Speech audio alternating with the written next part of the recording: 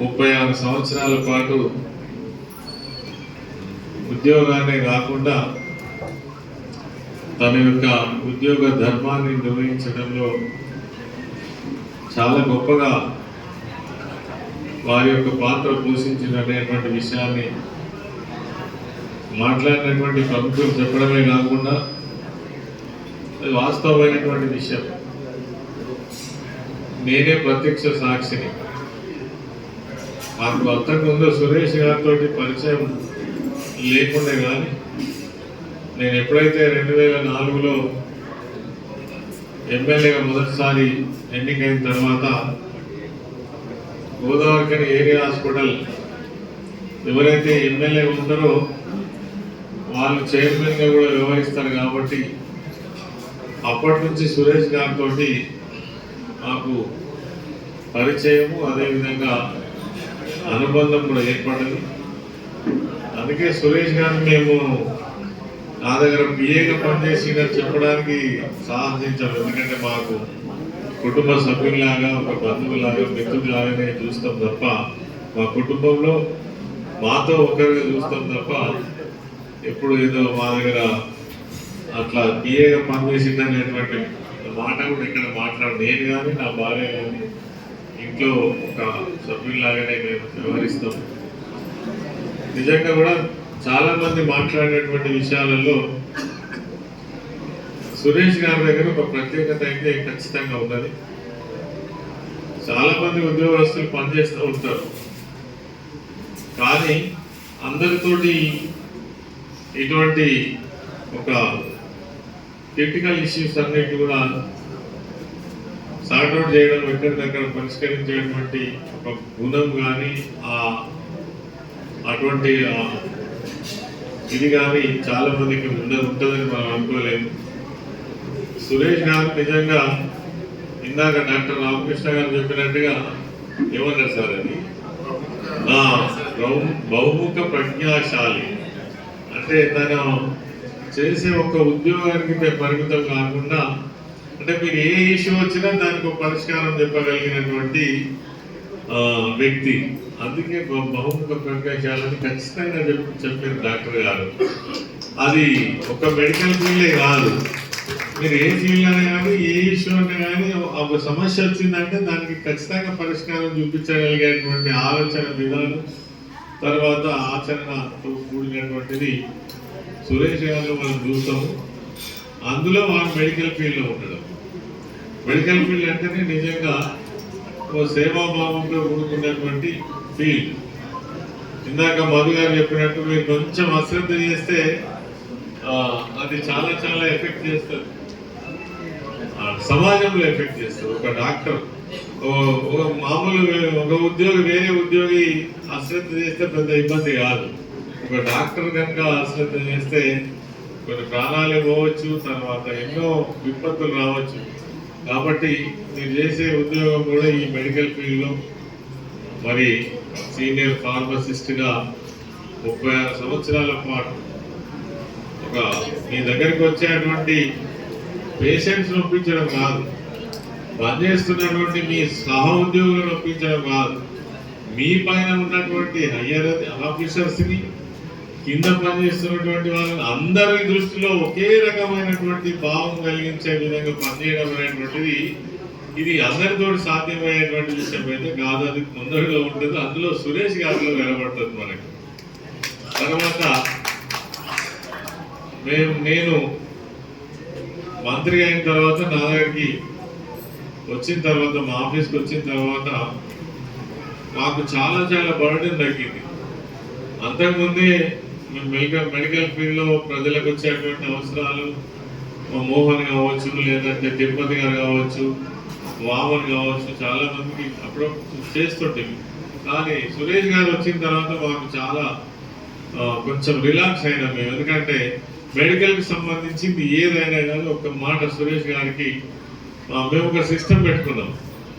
ఎట్లా అంటే నా దగ్గర దగ్గర 12 నుంచి 15 మంది ఆఫీస్ స్టాఫ్ ఉంటుంటే అందరూ గవర్నమెంట్ ఉద్యోగస్తులుగా పనిచేస్తూ మా ఆఫీస్లో ఉన్నటువంటి వాళ్ళు ఏం చేస్తున్నామంటే ఎవరి సబ్జెక్టు వాళ్ళకే నేను డైరెక్ట్ చేస్తుంది.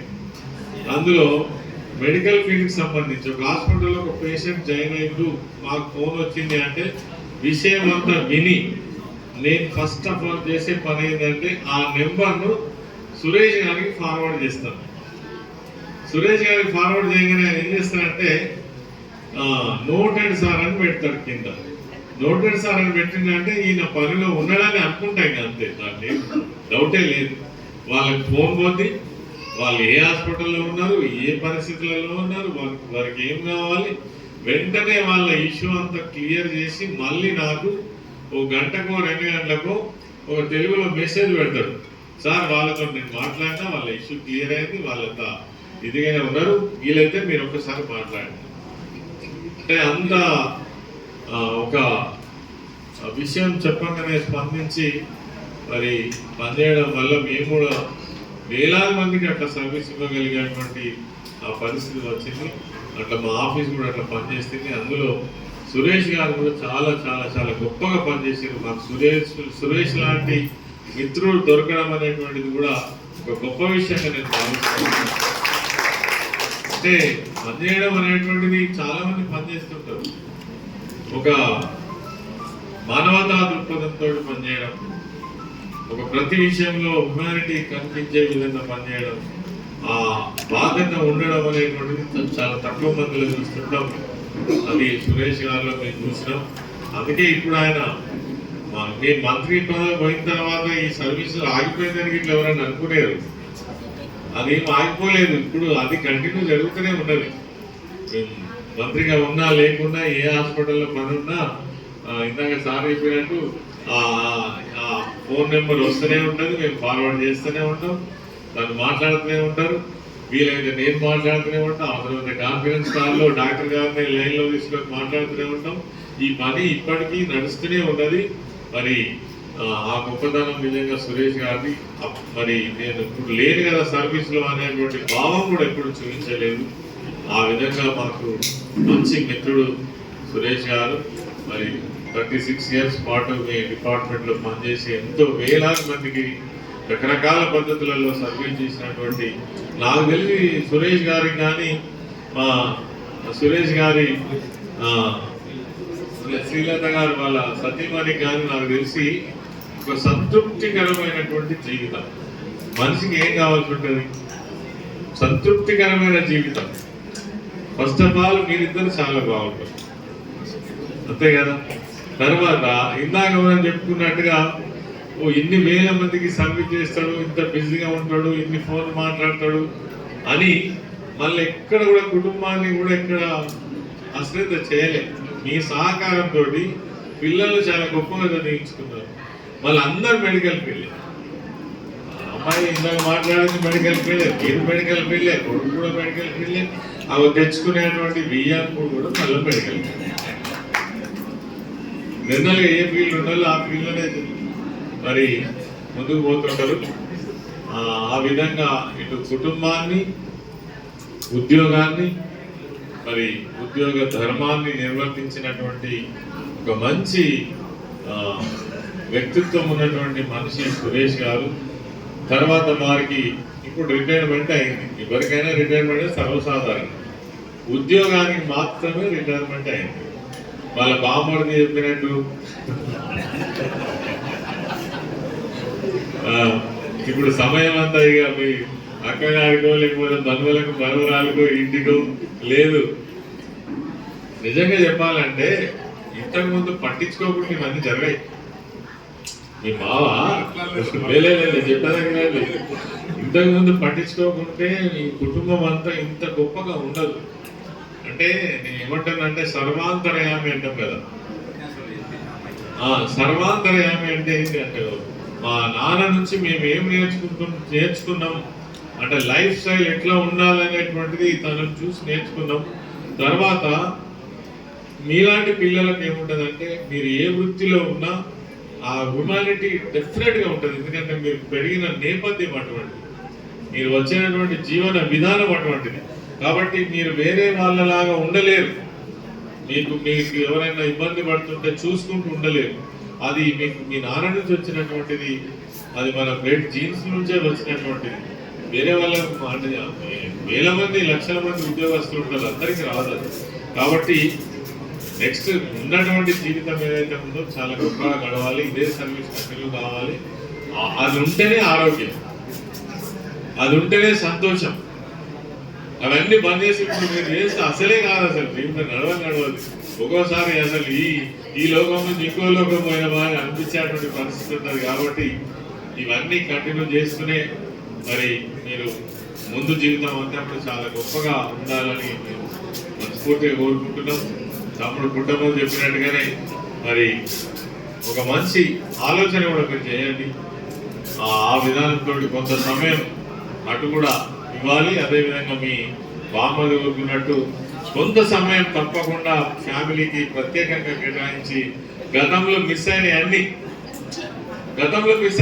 నిజంగా మీతో పాటు ఎక్కువ సార్లు టెంపుల్కి రాకపోవచ్చు, పెళ్లిళ్ళకు రాకపోవచ్చు, మీరు కావాలన్నప్పుడు ఎక్కడికైనా ప్రయాణాలు చేయకపోవచ్చు. అవన్నీ ఇప్పుడు నెరవేరేటువంటి అవకాశం ఉంటుంది. దానికి సమయం ఇవ్వాలని కోరండి, దానిలో తప్పేం లేదు. కాబట్టి మరి సురేష్ గారు చాలా మంచి గొప్ప వ్యక్తి. ఇంతకుముందే మా మల్లన్న చెప్పినట్టు మేము మా ఎల్ఎంకే సర్వీస్ ఏదైతే ఉందో అందులో ప్రముఖ పాత్ర. నేను వీళ్ళకి ఒక ప్రోగ్రామ్ ఇచ్చిందంటే వీళ్ళందరూ కూడా సభ్యులైంది. మల్లయ్య సార్ కావచ్చు, మా శ్రీనివాస్ గారు కావచ్చు, తర్వాత సురేష్, వీళ్ళంతా ఒక టీం. ఈ టీం ఉద్దేశం కూడా ఏంటి అని అంటే ఒక సోషల్ సర్వీస్. ఇంకేముండదు అసలు, మంత్రిగా ఉండడం, ఎమ్మెల్యే ఉండడం మా పని మాకుంటే సోషల్ సర్వీస్ కోసం కూడా ఒక వ్యవస్థను నిర్మాణం చేసి అది చేయడం వల్ల సమాజంలో ఇంక కొద్దిగా ఎక్కువ పని చేయగలుగుతామనే ఉద్దేశంతో నిర్మాణం చేసినటువంటిది. దాంట్లో వీళ్ళు ప్రముఖ పాత్ర పోషించారు. నేను ఒక 4 గ్రామాల కూడలి, 5 గ్రామాల కూడలి కలుపుకొని ఒక గ్రామాన్ని ఎంచుకొని ఇక్కడ మనం మెడికల్ క్యాంప్ చేయబోతున్నాము అని అంటే ఒక వారం 10 రోజుల నుంచి వరకు మొత్తం జరిగేది. ఆ 5 గ్రామాలలో ఉన్నటువంటి ఆర్ఎంపీ డాక్టర్లతో మాట్లాడడం కావచ్చు, సర్పంచులతో మాట్లాడడం కావచ్చు, పేషెంట్లను ఐడెంటిఫై చేయడం కావచ్చు. అందుకే మా మెడికల్ క్యాంప్స్ అన్ని కూడా వీళ్ళకి తెలుసు. మినిమం 1500, మ్యాక్సిమం 2500 ఉండేటువంటి ఓపీ ఉండేది మా మెడికల్ క్యాంపులు. మెడికల్ క్యాంప్ లేదు, మొక్కుబడిగా పేరుకు పెట్టే మెడికల్ క్యాంపులు కావు. మళ్ళీ హైదరాబాద్ నుంచి స్పెషలిస్టులు వచ్చే, డాక్టర్స్ వచ్చేటువంటి, మాకు సోషల్ ఆర్గనైజేషన్ ఉండే అక్కడి నుంచే వాళ్ళు తీసుకొచ్చేటువంటి 2 బస్సులలో అన్ని టెస్టులు చేసుకునే అవకాశం ఉంది.